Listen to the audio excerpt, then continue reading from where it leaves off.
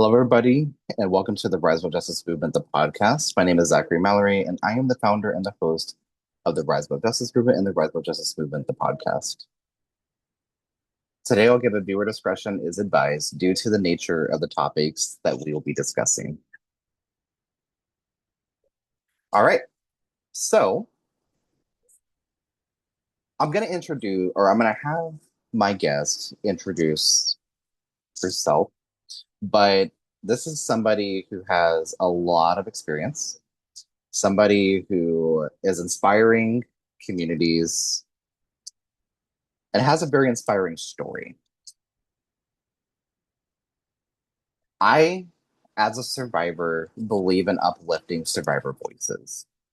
Today is April 25th, 2026, and I want to recognize that today is the 1 year anniversary of the death of Virginia, who was a prominent Jeffrey Epstein survivor that came forward at a time where survivors continue to be silenced. Their voices are not taken seriously. There's a lot of victim blaming. There's a lot of survivor shaming, even within the own survivor community. And I'm no stranger to it. And I'm sure who I'm about to introduce is no stranger to it as well. Shenea, welcome to the podcast. It is an absolute honor, first of all, to sit down and talk with you. It wasn't just the threads message that caught my attention, which it got devoured by other messages, but I was scrolling through, I refreshed, and I found your message. You reached out because we created this candidate series. You're like, "Hi, I have a story and I have a voice and I'm running for office. I would love to learn about your podcast." It wasn't exactly like that, but that's how I took it. And I was like, yes, this is going to be a good conversation. And with without further ado, again, welcome to the podcast. It's an honor, like for real. Thank you so much, Zachary. I'm so honored to be here. I'm so honored to be here on such a, I think, somber day, but also to an inspiring day where we can continue to speak on behalf of survivors who are no longer with us in this space and should be. So Yes. may their voices never go away and may they never dissolve through us continuing to advocate. Um, and I'm just so honored to be here. And thank you so much for getting back to me. And thank you so much for having me on and for seeing my message, because I think the work that you do is so important. And also to recognizing survivors that are running for office, which I feel like we are running in mass. And I feel like we should. This is our time. And I think this is also why we are all so drawn, so many of us that have been working for years in policy spaces as survivors, speaking of for survivors. And now I think the most unafraid and unapologetic to throw ourselves into the political ring because we've been here and we're the voices. Within the room that are not always the most visible, but we're the advocates behind the scenes that are doing the work, that are speaking up and telling our stories thousands upon thousands of times, no matter what. And we won't, I think, we won't shut up just saying it in just like the most basic way. We refuse to be silenced and to have our voices be dimmed. Exactly. 100%. And you're running in Nevada Yes, and you're running for assembly. And I think yes. that this is incredible. You have a very incredible background, and let's dive into that. So, I know this is such a loaded question. I understand that, and there's a lot, and people are used to the rambling on this podcast because I do not stay quiet. I don't mince any words. I don't hold back, and I think that's what sets our podcast different from other podcasts. There's a lot of incredible podcasts out there. I'm not gonna talk shit about them or drag them down or anything like that.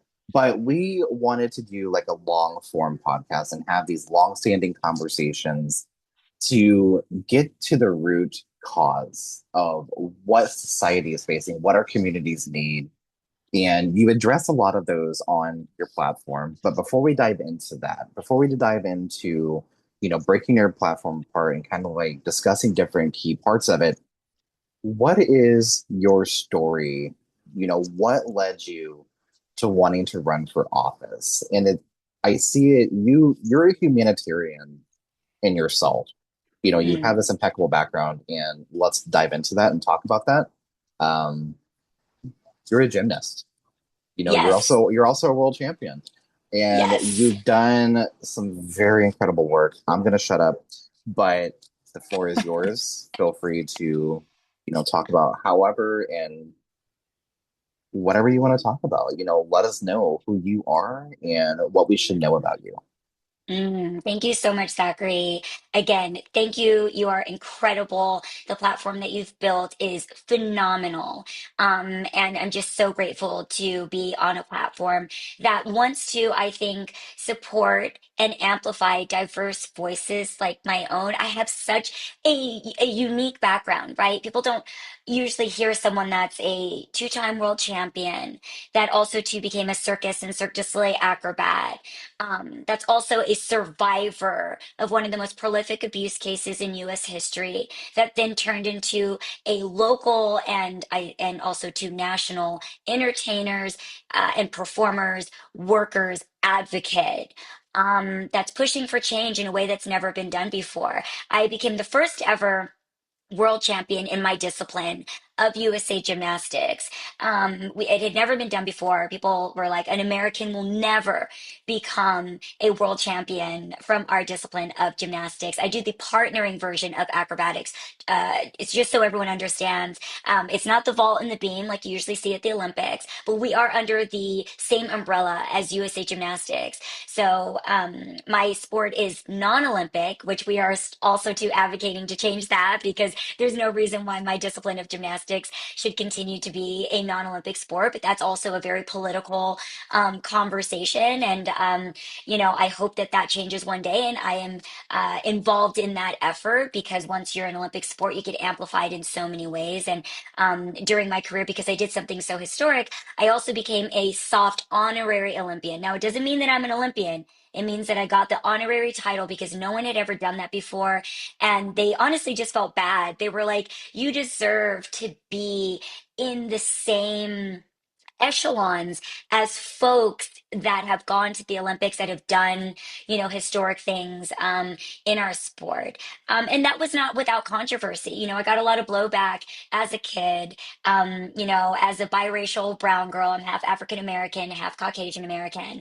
And they really were like, you're not the American that we thought would become a world champion for our sport. And so I learned very early on that you can do things that are pretty revolutionary. You can do things that don't fit into folks' boxes, and even as a child, not be treated very well. And this was through social media at the time, where things were difficult. We were having things written about us, and my parents had to really shield me from that toxicity, even way back then.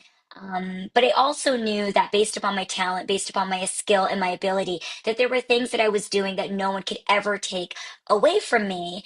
And I was completely undeterred. And then I went back and I won a second time. That was even harder for them.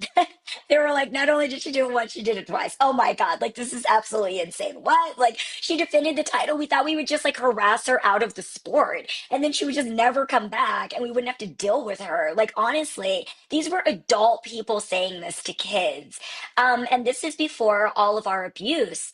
Um, broke out. Like during that time, I was being horrifically sexually abused by my USA Gymnastics coach, who also was a dentist and a doctor. So I was not only breaking barriers, but I was suffering in ways that folks were ignoring, that my parents didn't understand, that people in the community were making light of, that they were ignoring the cases that were coming through. My coach at the time was being reported, for example, for abusing little girls at the time and still allowed to coach. Parents were still sending their children to him. He was still, um, getting promotions to being, head world coach and, getting these accolades during this time. And they knew that he was a prolific abuser. And then it turned into, over a decade trying to get him not only just removed from the sport, but convicted, along the lines of all of the other pedophiles and abusers that were a part of our settlement and our cases as survivors of USA gymnastics. So, you know, before that broke, I retired from gymnastics, and I was being heavily recruited by Cirque du Soleil from like the age of 13, 14. So they were coming to my competitions, and asking me, would you like to join Cirque du Soleil? Would you like to come to the circus? And that is really for folks that can't go NCAA like me and can't do collegiate level gymnastics because we are not an Olympic sport. Our pathway honestly is to either just quit or to go into circus or into Cirque du Soleil or into the performing arts, into stunt work, for example, in film and TV, which is also something that I retired and transitioned into. So I'm also a stunt performer in SAG after the union, and most of the time I stunt for little kids, which to me is full circle in keeping children safe. And making sure that they don't have to do all the scary, crazy things, that I can take that on for them and, make sure that they are okay. So, that was a really, wonderful path for me to take my gymnastics into the entertainment and performing arts world. I didn't end up working for Cirque du Soleil as a minor, but I could have. But my coaches felt that I had so much more to do in the sport. So they waited. They said, you know what, once she's done accomplishing everything that she wants to do, she's done, we will, like that will be her natural next path. And I was really made also too to be an artist, not only a competitor, um but an artist. And I really thrived in circus, in Cirque du Soleil. I became one of the first African American women to be a lead and acrobatic character in a Cirque du Soleil production. And that actually wasn't even that long ago. So I continued to break barriers in that way, even as I transitioned into the arts, which again was very challenging and difficult, coming into spaces that are just not made for you. The costumes aren't made for you. The makeup is not made for you. The context of the characters, even being mythical, are not made for you. And people being, absolutely like loving to me, but at the same time judgmental. You just don't have the look for this character, even though you're perfect for it. We've never seen someone like you in this role. And so that means we just don't know how to have you there. Should you move the same? Should you be the same? Should the context of the character be the same? So again, just coming through so many environments, not only from the sporting world, but then also too in the mythical world of circus and Cirque du Soleil, of folks just being like, this is just not a role that was intended for you, and let's see how we can do it for you, but not really doing that perfectly, but still allowing me and me getting into those roles and me just being happy to be there, honestly. I think that's been a thread of my entire life of just being happy to be in the room, understanding that my presence is enough, that sometimes just your presence is resistance in and of itself. And it's not necessarily any other things that you say, but it's what you do and it's how you be and it's how you show up, no matter, I think, sometimes how hard it is. Not saying that that doesn't deteriorate and affect your mental health so much, because it did. It definitely did, right? It was not all, rosy and sunshine while I was doing these roles. And I'm still a performer now, and it's still a challenge. All these years later, I've been on the stage now for 20 years, and it still comes up, right? It's still a challenge being on the stage, being in these roles where I look the way that I look, a small, biracial, mixed girl, where again, people just don't know how to pinpoint you. They're always trying to place you somewhere. And I'm just like, I'm indefinable. Like, I'm like in like performing arts. Who cares? Like, let me just be who I be and how I be. And like, I can do the job. I've got the skill. And, if we need to change it, just change it. What's the big problem? So, I've gotten into, for me, I think that's where my advocacy started. And then it also became discovering, the fact that I had a voice to advocate for myself. The police came to my door a bit over a decade ago, And I had only told, I think, like one person in my life. And this was almost, a decade after I had left the sport. And I hadn't confided in too many people as survivors, we don't. And, the police came to my door one day and they said, "Hey, we've got some new victims of your former coach, and we're coming to you because we need help with this case. This is going to be a really big case. There are going to be so many survivors, so many victims." Did anything happen to you? And all these years, throughout that time of fighting, of seeing nothing happen, of seeing my coach be exposed, even when I was little, of being a pedophile and nothing happening to him. Of course, it shut all of us down. It shut of us down. It shut all of us down for years.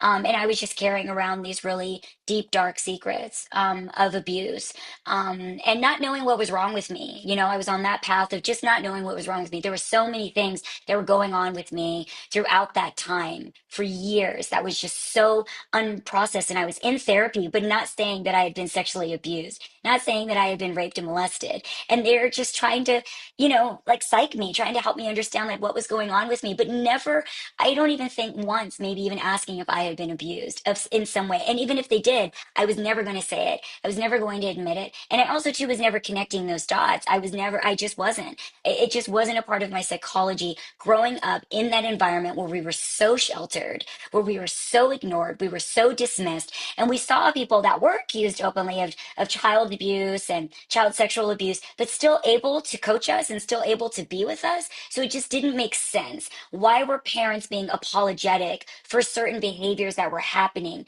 in our spaces? Why weren't, I was eventually taken out of his care, out of his orbit, but so many children weren't. And I still was interacting with him in other ways throughout that time. So there was so many conflicting narratives there that were so confusing and so hard to understand and to grasp. And there was so much happening at the time, training 8 hours a day, being homeschooled, traveling all over the world at that time, not having a lot of access to my parents, living away from home and flying home on the weekends, right? Being in like a hyper protected bubble where you're not really experiencing that many people. People always telling you that you're wrong, that you don't know what you're talking about, that you don't understand what happened, that you don't know what's happening to you, that, your gymnastics is going to end, that you're never going to, no one's going to listen to you because you're making up stories. You're telling stories on people who are super qualified. And why are you questioning their behavior and what they're doing?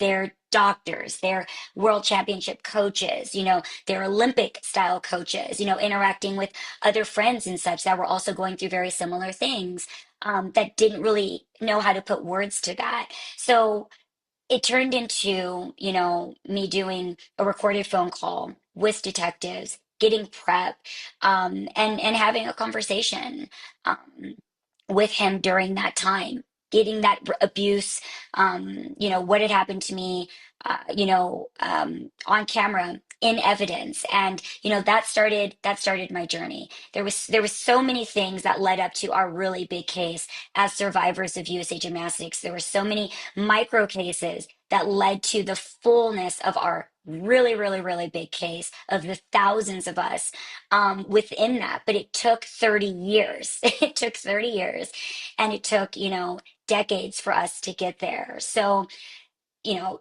going through that experience and testifying under oath for the last decade as a survivor of USA Gymnastics, working on policy, fighting behind the scenes, fighting in front of the scenes, all of the things that folks don't see really changed me. I mean, it changed me forever. Once I understood that I could advocate for myself, once I knew that I was right, once I knew that I was an adult and that I could stand up for myself in that way, I really never looked back. That's what started me also to looking into workers' rights and labor protections for entertainers and acrobatic performers and Cirque du Soleil artists and circus performers, because I saw as well the same issues and nonsense that we were dealing with in the sporting world as survivors is the exact same issues that we have been dealing with in the performing arts world, in the entertainment industry, where there is a lack of visibility, there is a lack of eyes and ears on these industries. It's unique, it's niche, it's so specialized that folks feel like it's above them. even though it's not. And, it's glamorous. It's a really glamorous kind of environment that folks don't want to lose out on. And by way of doing that, it creates so many sick secrets. And so I have taken it upon myself to advocate and to try to organize this industry for the last 6 years, and bringing these issues to light, and being really loud about it, being unafraid, because the fear of speaking out as a survivor is the same fear that folks feel in the entertainment industry, in the variety artist, entertainer, specialty artist, right, space, where everyone's afraid to lose their job. They're afraid that they'll never be hired again. They're afraid that they'll never perform again. They're afraid that their livelihoods that they've worked for decades to become, a world champion, and now, as a star performer, not even a star performer, but just a regular worker who is in a very specific environment where everyone knows everyone. And that is very similar to the background I came from. And there's many people from the sporting world that are now in the entertainment world, right? So that's a lot of crossover there as well. Some of the same toxic folks have found their way over to this space, like people like me who have undone a lot of their toxicity, even though I will say I'm constantly a work in progress because I think it's never ending, with the issues and things that we go through as survivors. And you never know what's going to be the thing that also too sends you over the edge again, because I am consistently advocating against abuse and for survivors' rights, throughout all of these years. And our case actually just ended not that long ago. And it took that long to actually resolve on a civil level, and then the criminal cases as well. So, I mean, these cases take up your entire life.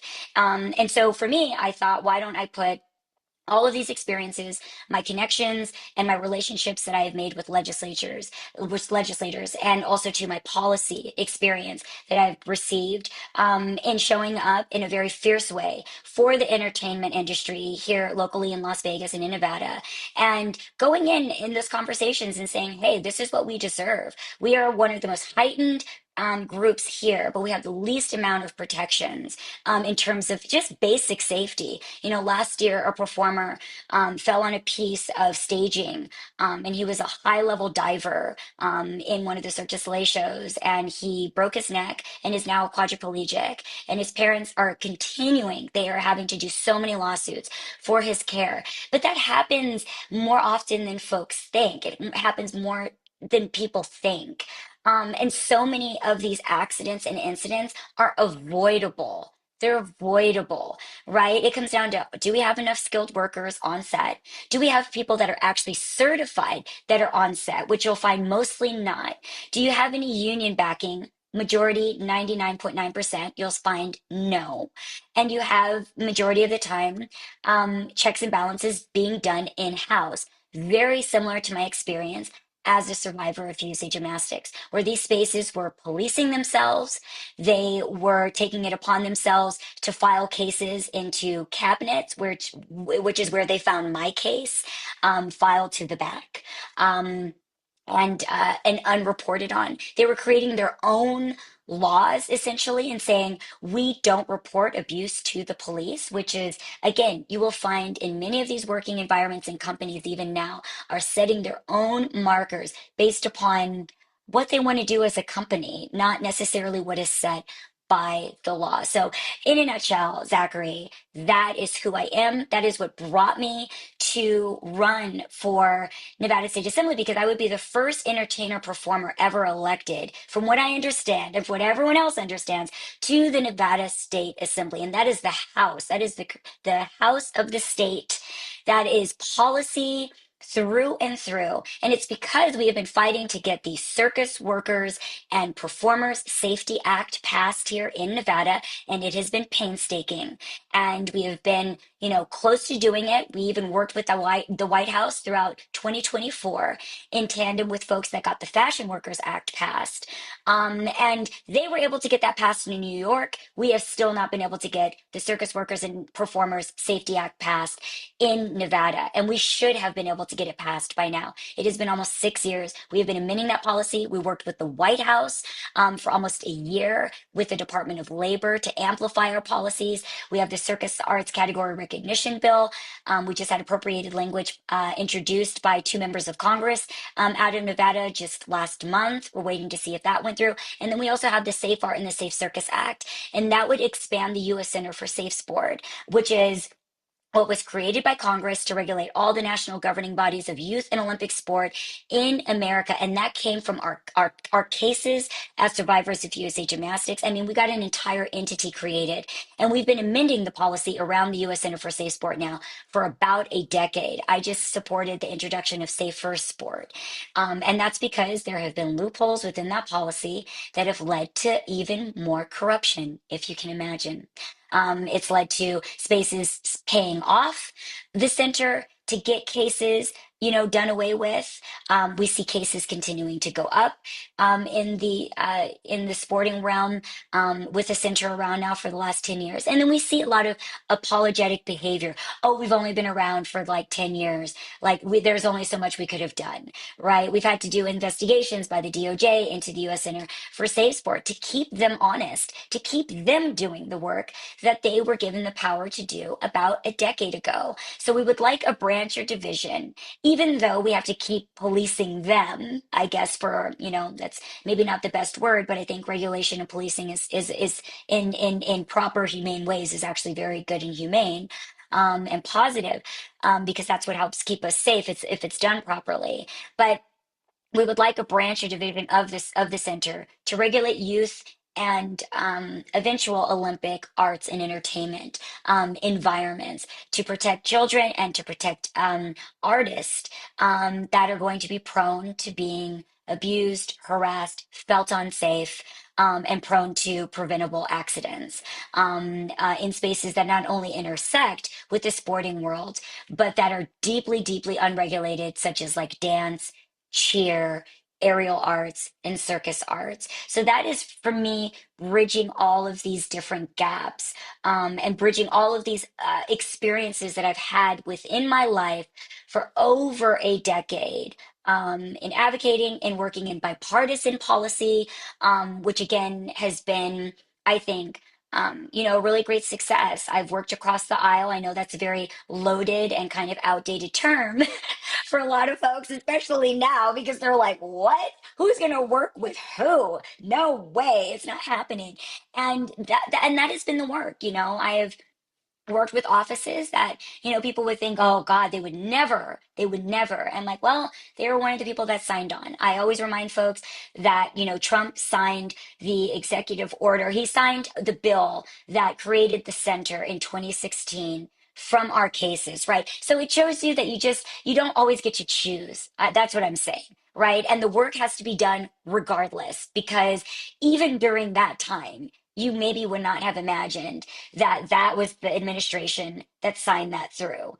But it was, and it happened, and that's the way it went. And so for me, it was like, okay, no matter who or what or when or where, the work is still being done. The work is still going to happen. And then fast forward now to seeing what's going on. It's again quite interesting to connect those dots and signing policy to, in some ways, historically protect children and protect survivors, and then from what we see now happening with the evasiveness of the Epstein files, and the constant calls to action that we can't seem to to um, to get justice through. So I think that's a very important thing to remember, even when times are very hard. I'm not saying that that's necessarily a positive thing, but I think it shows that things have to continue working no matter what. And again, that's a difficult task. Our work ended with the administration because of this election. We were supposed to continue our work with the White House. Throughout 2025, and we did not get the opportunity to do that, even though the prior administration tried to have rollover to the current administration. It did not happen. And that was a lot of work that we lost out on, but that we are still using to amplify to open up doors around. But it is very challenging when powers shift. And that's also why I want to be on the state legislature. Because especially in a state like Nevada, where entertainment is everything, where entertainment and the creative economy powers and is vital to Nevada and to Nevadans and workers here, there needs to be more voices, not just diverse here, but diverse in experience and perspective, that are willing to speak up and make sure that we are proactively protecting workers and local Nevadans when times get tough and national impacts honestly just get absolutely crazy. How do you sustain during times like this and keep people working, keep them living in their district, keep them living in their homes, keep the families together, and keep them being able to be the parents that they want to be and showing up during difficult times? How do we buffer that? How do we provide more sustainable resources for local Nevadans in a way that I feel like, we have not been able to do properly on a legislative level? Whew. I love You said to ramble. yes, and I love that. And that was a very long-winded answer, but also it's very powerful, Mm. and something that I wanted to highlight is you were a part of an investigative series with a local Kansas City affiliate, which I'm based in Kansas City or like Kansas City area. And you were a part of this investigative series that they did, and you mentioned about safe sport. I know about safe sport as well. Several of my friends are former athletes, and they're also former like gymnasts. And we have a couple survivors that are also here in the Kansas area that were also abused in gymnastics. They didn't go to like world champions, or they might have. That's kind of unfamiliar with me, but this is something that's not talked about nearly enough. But you were a part of this series, and I actually know one of the investigators that's on that team, Sarah Blake, also known as Sarah Park now. She got married, and she's Oh, on the investigative team, and she actually did a couple stories on me about my own story. She's one of the sweetest investigative reporters that you could probably ever be around. And I also know mm. Jessica McMaster is also a really good one, which was the main Yes, person that was investigating this. yes. And she talked to you, she talked to several other survivors, and this it was broken up to a 4-part series. I didn't put two and two together that this was you until I just read this, and I was like, Oh my holy God. shit, I read Yes, this, I yes, watched this back in 2022. Whenever this came yes. forward, whenever this was talked about, I didn't put two and two together. I was like, why does this name sound so familiar to me? Oh my And now God. it all makes sense now. So it's even bigger honor because I have the most respect for you for using your platform to elevate others. And that's exactly what Mm. I'm doing with this podcast, what I do with my movement. And it's just a small world. It really is. But I Oh just my put two and God. two together. That I is went to Google and I was wild. like, wait a second, hold up.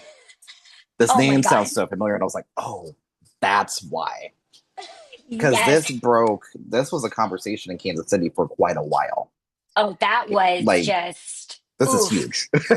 Oh my God. I was so grateful for the investigative reporting that they did on Safe Sport and that Mhm. first DOJ report that came out, because so many of us suffered. We were the first ones that also had our cases investigated by the US Center for Safe Sport and treated the worst, to be honest. My case is still administratively closed with the US Center for Safe Sport. And the brilliance of that investigative report is that it showed how many cases were being administratively closed by the US Center to show that they were having a high success rate. So, administratively closed does not mean solved or resolved. That means the perpetrators are still in USA Gymnastics, and these people came to us. We did not reach out to them. And there's hundreds of cases like that that are like mine, where we literally had these huge cases that you guys all see in the news, yet the center administratively closed them and have never reopened them, and have called many of them retroactive justice till this day, which is one of the reasons why the center was created. There are cases that the center has had for 6, 7, 8 years that are just now becoming resolved, and coaches are being banned for 5, 7, 8 years. But the center was investigating them for that long. So this is that was a push to keep the center honest and to, call for more congressional hearings in holding their feet to the fire. But the fact that these cases have still never be resolved should be alarming for people, because till this day, those cases, they're like, when evidence comes back around, we will reopen these cases. I just can't tell everyone how much evidence and witnesses we provided, because our criminal cases were already resolved. Our civil cases were already resolved and pretty much in motion and already almost resolved. And yet the center refused to resolve these cases. So, that's the hard part about living as a survivor. Your case in many ways is never resolved, even if you get different levels of justice, if that's your path, because not everybody's path is to go the criminal route. And, interacting with, thousands of survivors at this point in my life, I understand that not everybody is criminal justice. Some folks it's civil, some folks it has to be both, right? For me, I'm grateful that I had both. That brought so much, clarity and peace to me in a certain way. But I have to say, being called upon to participate in so many investigations and seeing them just like not go anywhere, and, survivors know when you go through your story, when you have to call upon your friends, when you have to call upon your family, when you have to call upon witnesses over and over and over again to make these cases work, that is challenging, because it's not just you. They're like, if we reopen this case, the witnesses also have to come to the table to fight and give their testimony and all the things. Are they going to be willing to do that? So it's also like you have to, get mental health support around approaching the witnesses, approaching everyone that was around your case. If their witness testimony specifically correlates to this specific part of your case, because there's so many nuances to all of our cases, right? And that wears on you, that wears on your family, that wears on your friends, that wears on everyone. So an unresolved case in that way is just such a hyper injustice, and I will never stop speaking out about that. And that's also why I continue to push for better laws around the Center for Safe Sport, so that we can get, there should be no backlog for cases at the U.S. Center for Safe Sport. Just like there should be no backlog for rape kits, there should be no backlog for any of these national governing bodies of youth and Olympic sport, where people still don't get or understand that there are representatives in these national governing bodies that, though they have not been convicted of a crime, they have not been banned, but that they have been reported and investigated. And yet they still may be not just only coaching your child, but creating the rules and regulations within your own sport that are going to affect your child or going to affect you as an adult who's competing, in the sporting world or in the Olympic movement. So that case was just, it was hard. That case was very, very, very hard, but I was so grateful that they did it, because it changed, even just like the few years that the center had been in practice, and it got them, I think, on a better track. And they have continued just to um be investigated and testify before Congress ever since. And I just met the new CEO not that long ago, in discussing what they were going to do, but still trying to push them for more reform from the inside, because it's not just pushing on the outside with the center, it's pushing from within. And there are some survivors on the board, but I think there needs to be more. And even if we're not officially on the board, we are unofficially using our voices to push back at all times. So even if it takes me a few months to get a meeting, they know they will always be hearing from me, because I want to know where they are in terms of policy, what they're doing with their dollars, and what they can also do in lieu of dollars, because you can't just push back and say, we don't have the funding to do the right work. There's so many things that can be done without extra dollars. And there needs to be full transparency, just like there needs to be full transparency here in Nevada about where dollars are going, because it's not like we don't have the money.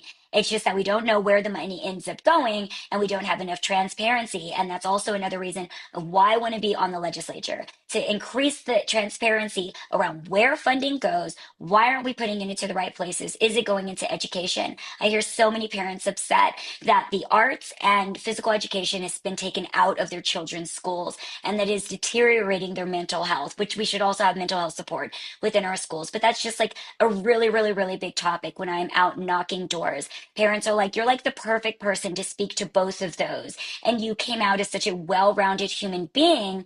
And that's what we want for our children. And yet they are sitting in classrooms. They don't have access to those activities that could help to shape and form their brains in really healthy ways. And then it sets us up to be like 48th in the country in terms of like educational value in the state of Nevada, which should never be the case for any state or for any child that is in the public school educational system.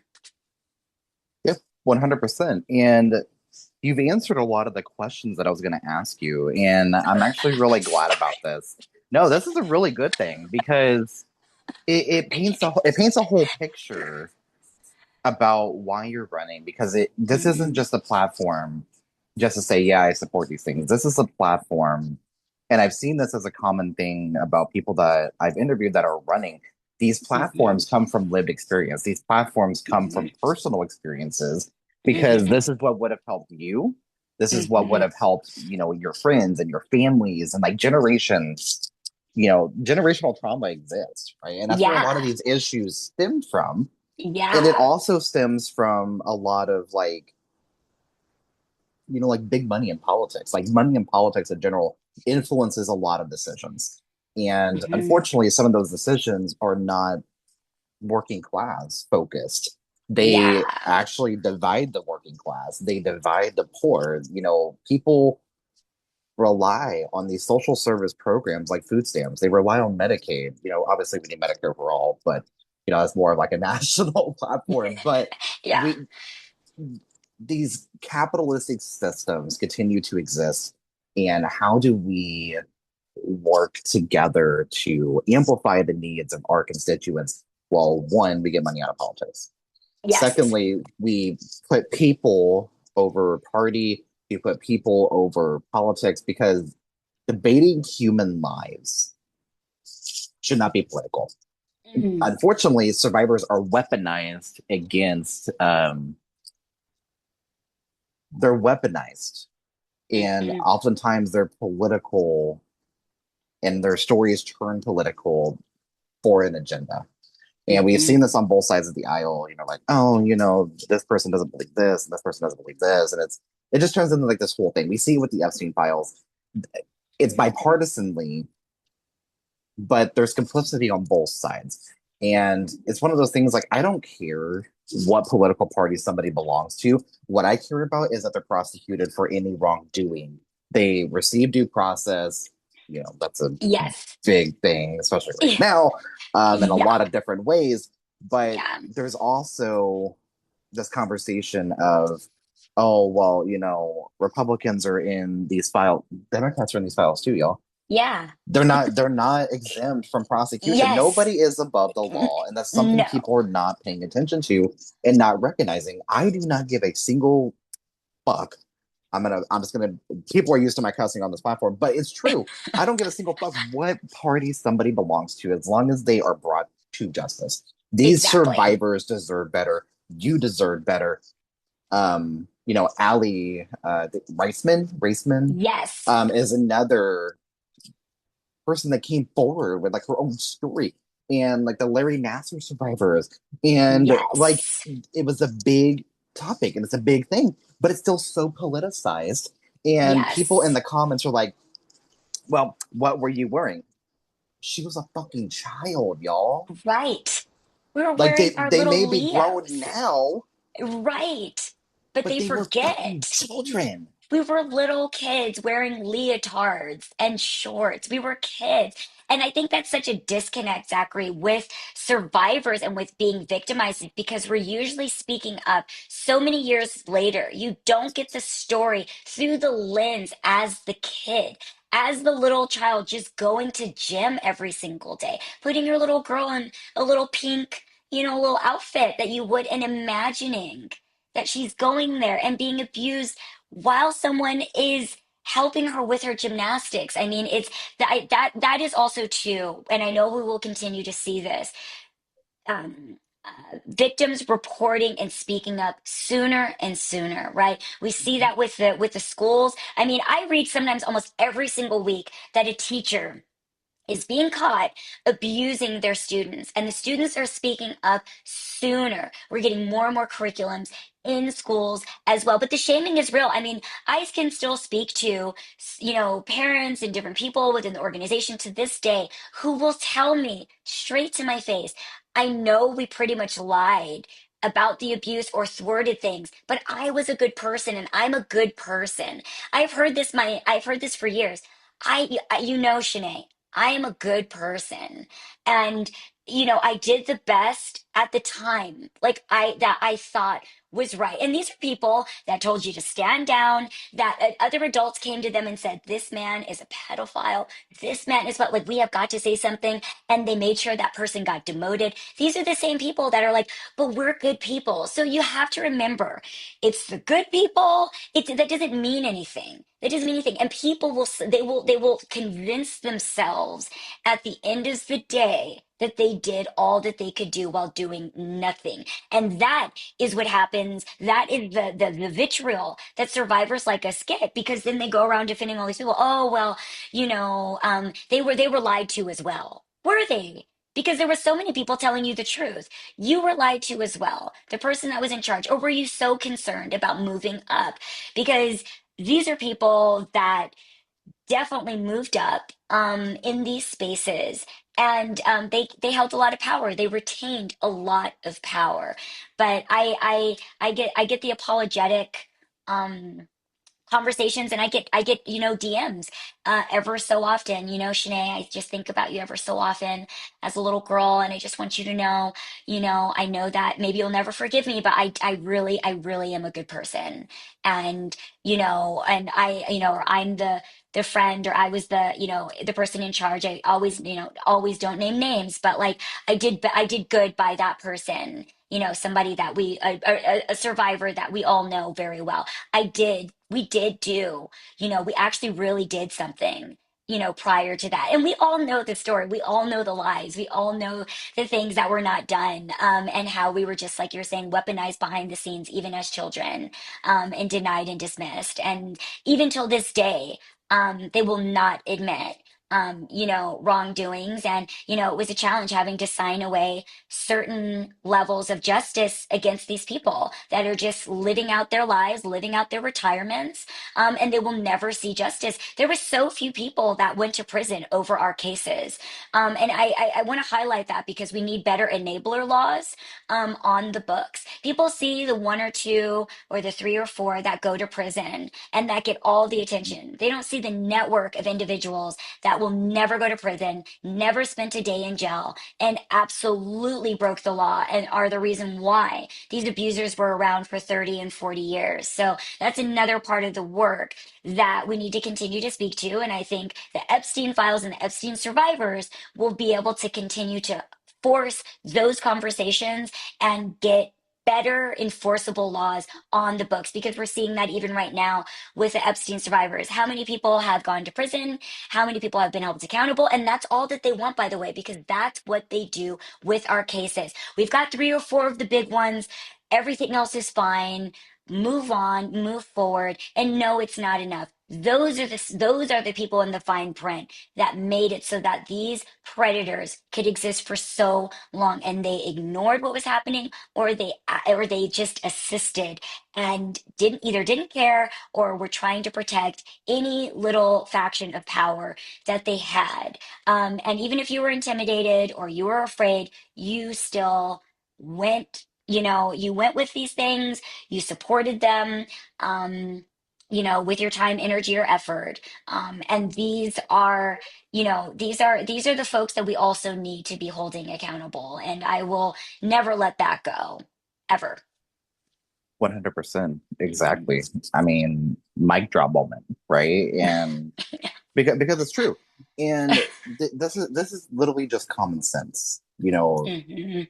Believe Yes. survivors. It costs literally $0 and 0 cents to just listen to their stories. And it's not for Yes. us to judge if they are true or not. That's not for us to judge. I mean, just believe and just if you don't know anything about it, don't speak on it. And the Mhm. constant victim blaming, Mhm.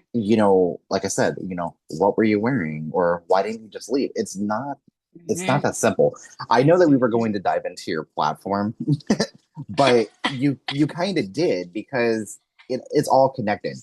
Safe and healthy Yeah. communities. How do we make our Mhm. communities thrive? We Mhm. we bring these things forward and have these Mhm. discussions because it's important. People Right. resonate with this. You're going to break history whenever you were elected to the assembly. I feel it with everything in me. There's no way in hell that Nevadans are not going to get this correct. And there's a lot of organizing happening in Nevada too. Before we started recording, I mentioned that I interviewed Morgan Wadsworth, who's Mhm. running for Congress, and Joy Hoover, who's Mhm. also running for Congress in Nevada.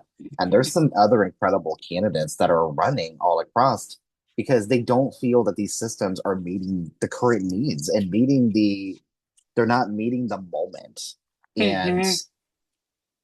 Mhm. both parties, Democrat, Republican, are both complicit whenever it comes to not meeting those needs. Yeah. And these are bipartisan issues. These are not, red versus blue. These are literally just human rights issues that need to be addressed. And it's 2026. We need to get with the program. Both parties need to focus on what people actually need. We don't want our tax dollars going to forever wars. We don't want our tax dollars going, to arm and fund a genocide. Like, we don't want any of that. That is not Mhm. America first. You know, Mhm. America first to me is we protect our veterans. We protect Mhm. marginalized communities, LGBTQ Mhm. people. We protect Mhm. Black and brown people. We protect trans people. Trans people were thrown on the bus literally nonstop and blamed for mass shootings whenever it's actually a white cisgender person, typically a Mhm. male, that Mhm. goes and commits these mass murders. But it's insane to me, but I guess like my last question to you, because like I said, you answered a lot of them, and I'm really glad you did. I'm not feeling the greatest today, and I'm really glad that this has been an eye-opening conversation for me. And I look forward, to continuing watching you grow as an advocate, as a Mhm. survivor leader, because Mhm. you're leading this change. And there's others Mhm. beside you, there's others that were before you, Yes. there's others that's going to be after you. Like, but your story is not over yet. And only you can decide that. Nobody else can decide that for you. Only you can decide that. I know that's a Mhm. powerful statement because it's absolutely true. Only we decide when we are done. Only we decide when, we walk away and we say enough is enough. Only we can decide that. Nobody else can determine that for us. There's a lot of influences to silence survivor voices. There's a lot of influence, like, oh, you're too left, or you're too this, or you're too that. And, I'm probably as far left as they come, but I'm also willing to work with anybody who just puts the human first and focuses on what people need. Mhm. Like the Yes. basic human rights, the basic human needs, Mhm. healthcare, education, Mhm. transportation, is a Mhm. really big thing. Um, Yeah. I've heard Yeah. about the Nevada transportation system, but Morgan kind of touched on it during our episode a little bit. Mhm. But, I guess my last question to you is how can people one, follow you on social media, like uplift the work that you are doing. How can they contribute to your campaign? And as I tell all candidates that I'm interviewing as a part of the series, and we're up to like 200 candidates overall, and it's going to continue going because we're going into 2028, so there'll be more candidates. This is going to be a long-standing thing on the podcast. I'm kind of like bringing in some other people, and this wasn't really like a platform interview. This is more like what I usually do with like survivor voices, and I kind of Hmm. separate it. And I'm actually glad that it went this way. I'm glad it wasn't all like policy. I'm glad it was more of like just sharing your voice and then your vision for a better America, for a better Nevada, a better, life for people around you. Hmm. But how can Yes. people contribute to your campaign, and how can they uplift you and support the work that you were doing? Thank you so much, Zachary. I'm so honored. I'm so honored again, by Ali Raisman, as a fellow survivor of USA Gymnastics.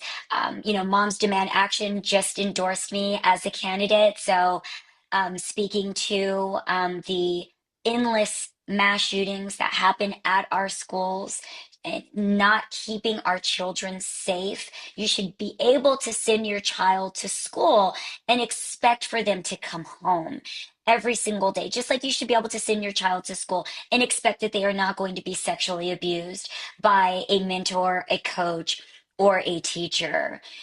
You can follow me at Shenea Booth on socials, on Instagram, on Threads, on Facebook. That's SheneaBooth. You can go to sheneafornevada.com. That is SheneaFor Nevada, Nevada.com to support my campaign. This is grassroots, and these are really big. Mine is an expensive race. Any dollar, $5, 10, 15 will help us so much through the primary and then on to the general as we are trying to flip District 22 blue for the first time ever in Henderson and parts of Green Valley Ranch. So we need all hands on deck. If there was any time to do it, it is this year. This district has shifted immensely over just the past 5 years. There is a much different demographic here in Henderson that is ready for change and ready for someone who is visible, who cares, who is a local worker just like them, who is under the same constraints financially, economically as they are, who wants to continue to see a very fast moving district keep up with itself in terms of community safety and in terms of infrastructure and building. That is why I am being endorsed by like every single labor union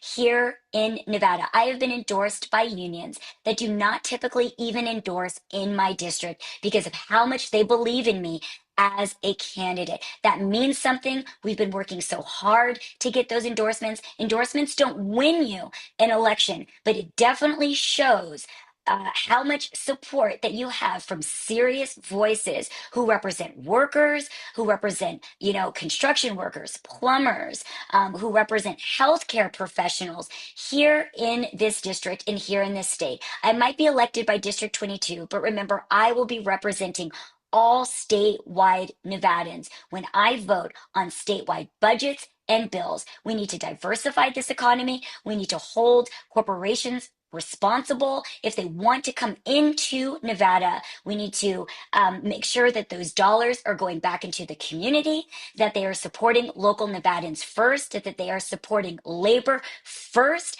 if they are going to come here, and they're also not going to over pollute our city, our state, and our communities. If they want to make money in Nevada and off of Nevadans, that is my platform. That is what I will continue to do long after this election, whether I win or lose. But we have the blue wave that is pushing us from behind. And so, if you would like to support me, please do. The first survivor, I think, of USA Gymnastics to be elected. And I hope that there are so many more after me. that run for office. I'd love to see Allie Raisman run for office, by the way, because she is brilliant. Rachel Denhollander, also a survivor of Fuse Gymnastics, a brilliant and prolific voice. And then also to Simone Biles. I love her, and we're so grateful for her voice as a survivor as well. But there should be more survivors in office. There should be more entertainers and performers and folks like us from this background represented in the legislature. Please, no matter where you are, you can door knock for us. You can phone bank for me anywhere in the United States. You do not have to be local to Nevada. You do not have to be local to my district. Our June 9th primary is just around the corner. Early mail-in ballots is May 23rd, and sample ballots are going out May 12th. So that is not that far off before the primary, before I need folks showing up for me and then helping me to carry on very powerfully and show them that we have a lot of presence here behind this campaign going into the general to flip this district. And thank you so much, Zachary, for having me, for amplifying my platform, for amplifying candidates who want something better and see a system that is not working and are tired of also to working within the system, trying to do everything right, trying to do all the things, and still seeing where people are falling short and showing up short in ways that we should be supporting local voices and the people that power this economy. And Nevada is built on the backs of workers like me, and it should represent folks like me, and it should represent all working class Nevadans in the state legislature, and then in all ways. So thank you for letting me ramble. Thank you for letting me be here. I'm just so honored. I really appreciate it. The honor is all mine. Anytime. You are an absolute powerhouse. I am so excited to continue watching your platform continue to grow. And we're here to amplify as much as we can and do what we can to make sure, like you said, win or lose, I know that this is not it for you. You are going to do some more incredible things. And this is a milestone. You have a potential to break literal history. And I think the momentum is there, and I know that, you know that, but Hmm. every single election across the country absolutely matters. If we need to get as many progressive voices, center left is something that I tend to really focus on. And there's a lot that goes in between, center to left. But again, I'm probably I'm on the I'm on the very, very left side of it, but I want to address the issues from a human approach because that doesn't matter. I'm a democratic socialist through and through.